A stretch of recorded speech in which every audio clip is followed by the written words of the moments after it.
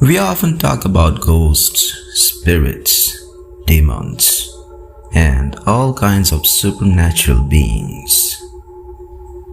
Usually, we believe these things happen after a person dies. We assume that a human being becomes a ghost or a spirit only after death. But has anyone ever heard of a person who, before dying, did everything possible to turn himself into a mystery? A man who, while still alive, removed himself from the world of ordinary human beings so completely that even after his death, nobody could figure out who he really was. Who was this man? Where was he from? Which country was he a citizen of? Where was he born? What was his real name? What did he do for a living? Nobody knew. The police tried to find out. Journalists investigated him. People on the internet have spent years searching for answers. So far, nobody has been successful. But people have not given up. Maybe someday, with advancing technology, the truth about this mysterious man will finally come out. This story takes place in 2009. More specifically, it begins in June of 2009. And the strange events unfolded over just 4 days. But the mystery that emerged after those 4 days still remains a mystery today. It was Friday, June 12th. A man arrived by bus in a small coastal town in Ireland called Sligo, near the Irish border. After getting off the bus, he hired a taxi. Sligo was a small coastal town and a popular destination for tourists who came there to spend their weekends. And this man appeared to be just another tourist. He had 3 pieces of luggage with him, including what looked like a laptop-style bag and a black bag. At around 6:30 in the evening, he got off the bus in Sligo. He then took a taxi and started looking for a hotel. He entered one hotel, but because it was the weekend and many tourists had arrived, the hotel was completely full. There were no rooms available, so he left and went to another hotel nearby. Luckily, this time he got a room. He paid for 3 nights in cash in advance. Then he went to the registration desk and wrote his name in the hotel register. The name he gave was Peter Bergmann. And for his address, he gave an address in Vienna, Austria. The hotel staff did not ask him for identification. Remember, this was 2009. Hotel procedures were not as strict as they are now today. He wrote down the name and address, paid the money, and was given a room. He went upstairs. It was Friday, June 12th. And at first, everything seemed completely normal. But After entering his room, Peter Bergmann barely came out. At one point, he came downstairs to smoke a cigarette. Then he returned to his room. Friday passed. Friday night passed. And then the second day began. Saturday, June 13th. After having breakfast in the morning, Peter Bergmann left the hotel. He took a taxi and went to a nearby post office. At approximately 10:50 in the morning, he arrived there. He purchased 8 stamps along with some dark tickets and a few airmail stickers. Then he left the post office and returned to the hotel. He ate at the hotel and spent most of the day inside his room. He came out 3 or 4 times during the day, but only to smoke cigarettes in the designated smoking area. He would smoke, then return to his room. That was basically all he did. The second night passed. Then came the third day, June 14th, Sunday. Around the afternoon, Peter left his hotel room. He walked toward the bus station. From there, he took a taxi. He asked the taxi driver if he could take him to a beach that was peaceful and quiet, somewhere without too much noise or crowds. The taxi driver suggested Roses Point Beach. It was a famous beach in the area, but it was also known for being relatively peaceful and less crowded. Peter got into the taxi. The driver took him to Roses Point. It appeared that Peter had gone there simply to walk around and enjoy the beach. But what happened next was strange. The taxi stopped. Peter got out. He looked around the beach for a moment, and then, after barely spending any time there, he got back into the taxi. "Take me back to the hotel," he told the driver. The taxi driver found this really strange. The man had traveled all the way just to see the beach, yet he had barely looked around for a couple of minutes even before, asking to leave. Still, the driver took him back to the hotel. Peter spent some time there. Then he went outside again. Later, he returned to the hotel, and the third night passed. Now came the fourth day, Monday, June 15th. Peter had already paid for 3 nights, so Monday was the day he was supposed to check out. That morning, he went to the reception desk. The normal checkout time was around noon.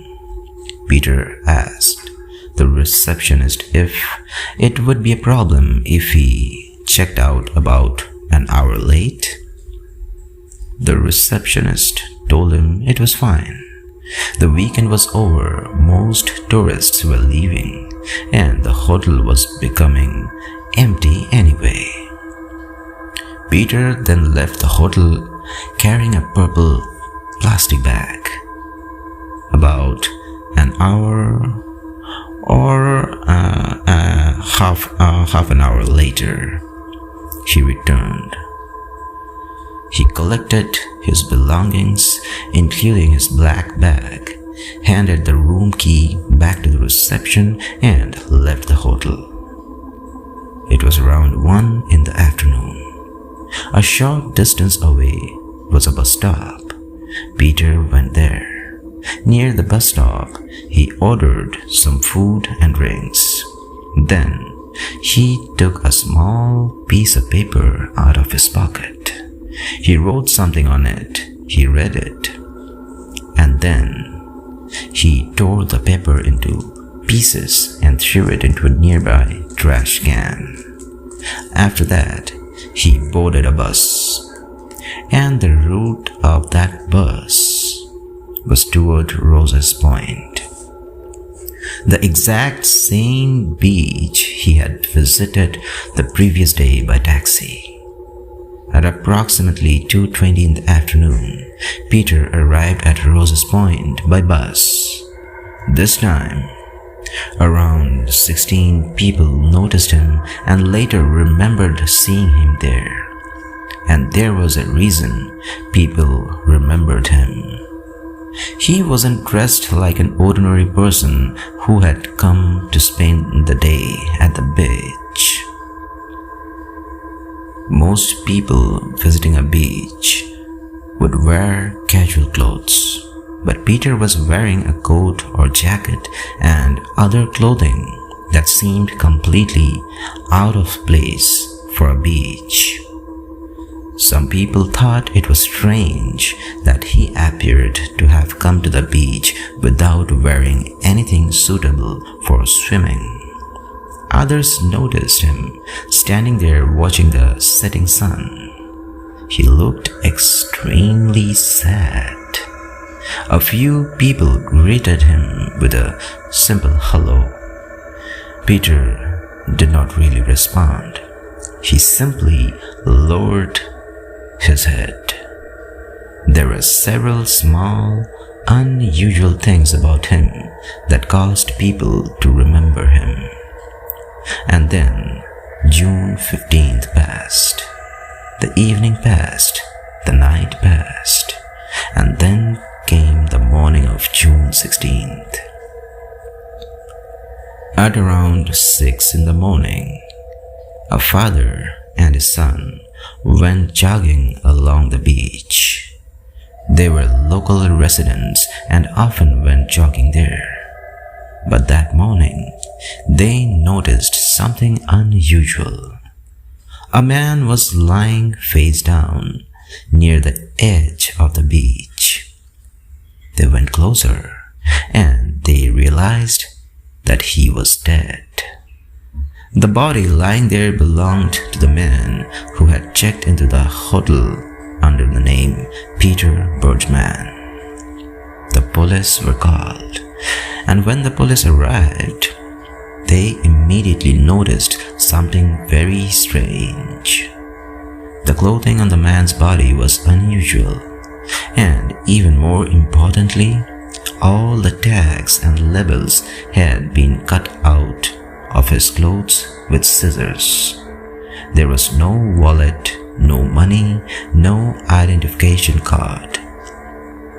Nothing that could tell the police who this man actually was.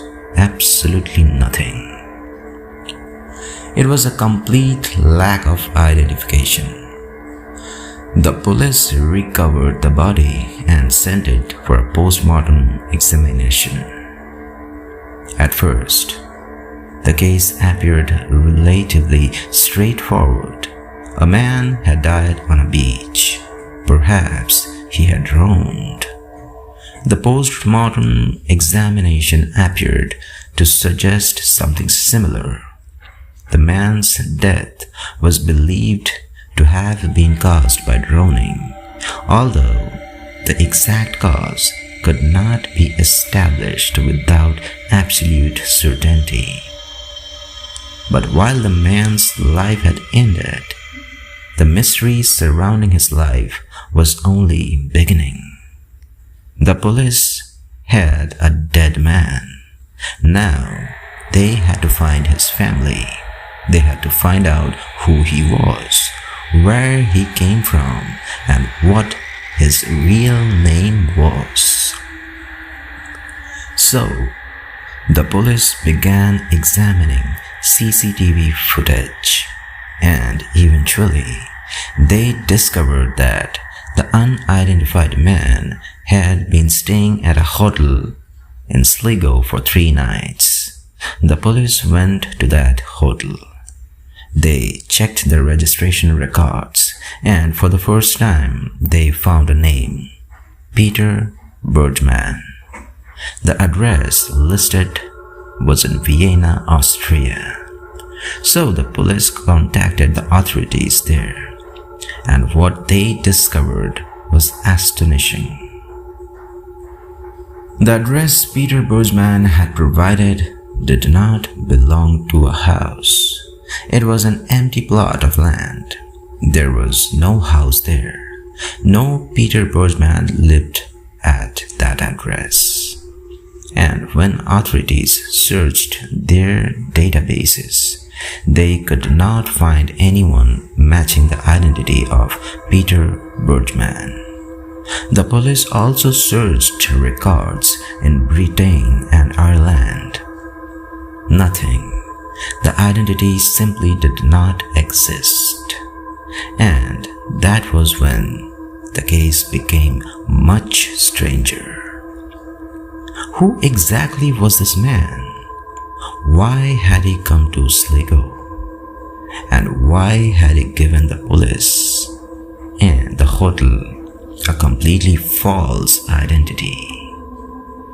The police went back to the CCTV footage.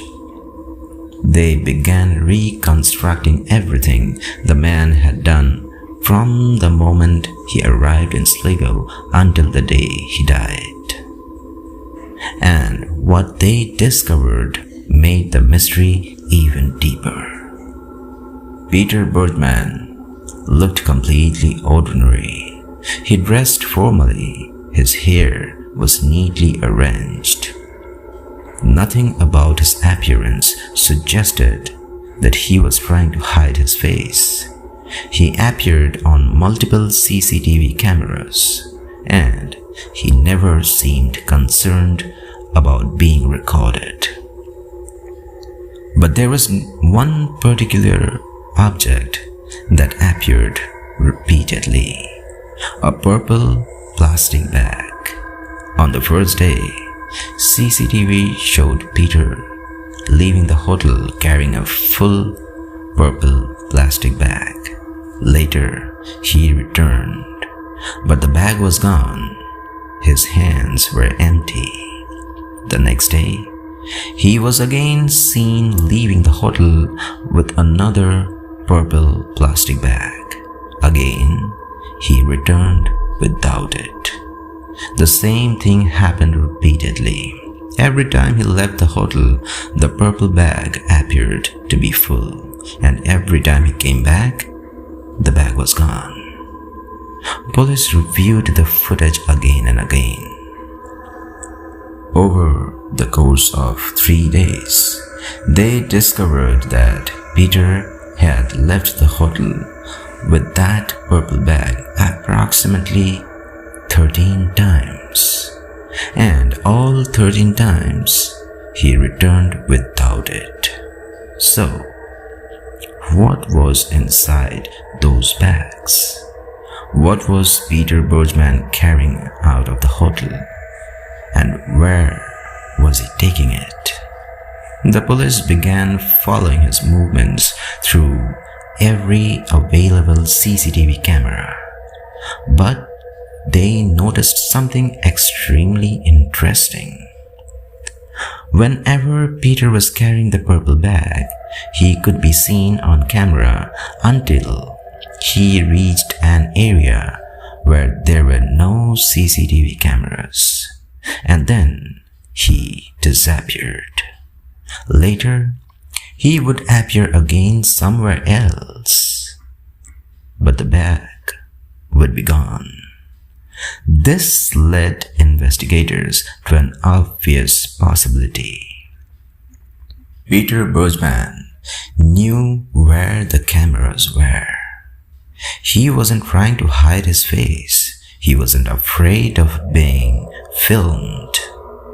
But whenever he needed to dispose of the contents of that purple bag, he made sure he was somewhere the cameras couldn't see him. It appeared that he knew exactly where the blind spots were. The police searched trash cans and other possible disposal locations, but they found nothing. Whatever Peter Bergmann had been carrying in those purple bags had disappeared completely, and the mystery was about to become even darker. Then the post-mortem report revealed something even more shocking. The doctors discovered that this man had already suffered a heart attack at some point in his life. He also had a bone tumor, and he was suffering from advanced stage prostate cancer. One of his kidneys was missing. Think about that. Advanced prostate cancer, a bone tumor, a previous heart attack, one missing kidney. The doctors believed that someone suffering from these conditions would probably have experienced significant pain. But there was something strange. The post-mortem examination did not indicate that Peter was taking any medication. There was no evidence that he had been receiving regular treatment. There was no prescription, there were no medicines, and there was no reason to believe he was even taking painkillers. Why? Why would a man suffering from so many serious medical conditions refuse or avoid medication? That question remained unanswered. At the same time, the mystery surrounding the purple plastic bags remained unsolved. Police could not determine what Peter had been carrying. They also could not determine where he had taken the items. And what about the stamps he had purchased from the post office? What happened to the letters or mail associated with them? Police investigated that as well, but they could not determine where those items went. The investigation expanded. Photographs of the unidentified man were published in newspapers. His picture was circulated throughout Ireland, Britain, and other parts of Europe.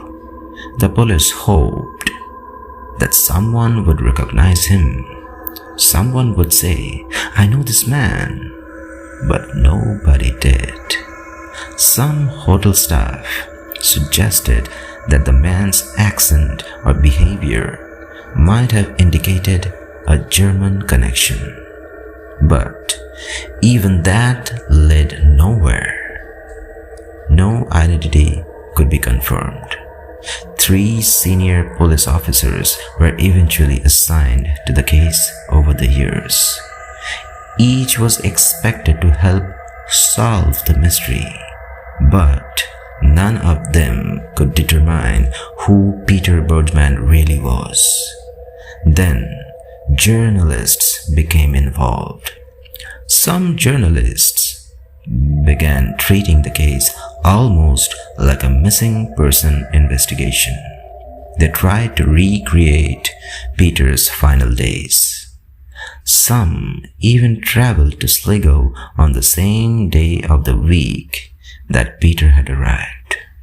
They stayed at the same hotel, they found the same taxi driver, they traveled to the same beach, they followed the same routes. They tried to see the places through Peter's eyes. Perhaps they would notice something the police had missed. Perhaps there was a clue hidden somewhere in those final 4 days. But again, nothing. Years passed, and eventually, 13 years had gone by. The year was 2022, and even then, the mystery remained. Police were still interested in the case. Some journalists were still investigating, and ordinary people on the internet who discovered the story also began searching for answers. But one question remained unanswered. Who was Peter Bergmann? There were many theories about his identity and his death. One theory suggested that he may have been a spy from another country. Perhaps he had been involved in intelligence work. Perhaps he was seriously ill and had traveled to this remote location because he wanted to die peacefully, away from everyone who knew him. Another theory suggested that he may have had connections to an organized crime or mafia group. Perhaps someone connected to that world had killed him. Another theory suggested that Peter had deliberately committed suicide and had chosen that particular location for a reason. But every theory eventually ran into the same problem. If he wanted to die, if he was running from criminals, if he had been involved with intelligence, then why did he go to such extreme lengths to destroy his identity? Why did he cut the labels from his clothes? Why did he provide a completely fake name? Why did he provide an address that did not even belong to a house? Why did he repeatedly leave the hotel carrying purple plastic bags and then disappear from CCTV coverage? What was inside those bags? Where did he take them? Why did he buy stamps and mailing materials? Where did those letters go? And most importantly, why would a man spend the final days of his life deliberately erasing every trace of his identity? This is what makes this case so disturbing. It wasn't simply a case of an unidentified dead man. It was almost as if the man had planned his disappearance long before his death. Even today, DNA and other biological samples from the unidentified man have been preserved. The reason is simple. Technology continues to advance, and perhaps one day, his DNA could be matched with someone through a family tree or genetic database. Maybe investigators will eventually discover a relative. Maybe that relative will lead them to his real identity. And perhaps one day, the world will finally learn who this man really was. Of course, even the name Peter Bergmann is almost certainly fake. Because if everything else about his identity was false, why would the name he wrote in a hotel register be real? So perhaps the future of this case lies in DNA technology. Perhaps one day, science will finally reveal the truth. But 13 years have already passed. And now it's more. It's 2026. And the questions remain: who he was, where did he come from, what was his real name, what did he do, why did he come to Sligo, why did he choose Roses Point, how exactly did he die, and what was he carrying in those plastic purple bags? Where did he take everything? Why did he destroy every trace of himself? We still don't know. And that is what makes the story of Peter Bergmann so disturbing. He didn't become a mystery after he died.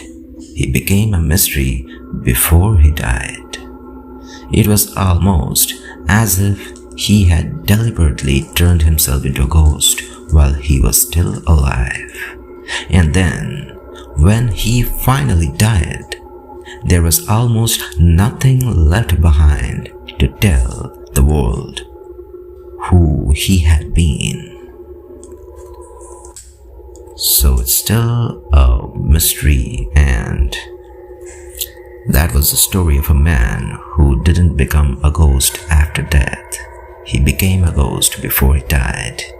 He erased his identity, destroyed the clues connected to his past, and disappeared from the world almost completely. And even today, the mystery of who Peter Bergmann really was remains unsolved. Well, that's all for tonight. I hope you liked the story, and if that's the case, please do hit the like button. And if you want to hear more of such real stories based on horror and crime, please do subscribe this channel. Good night. Take care.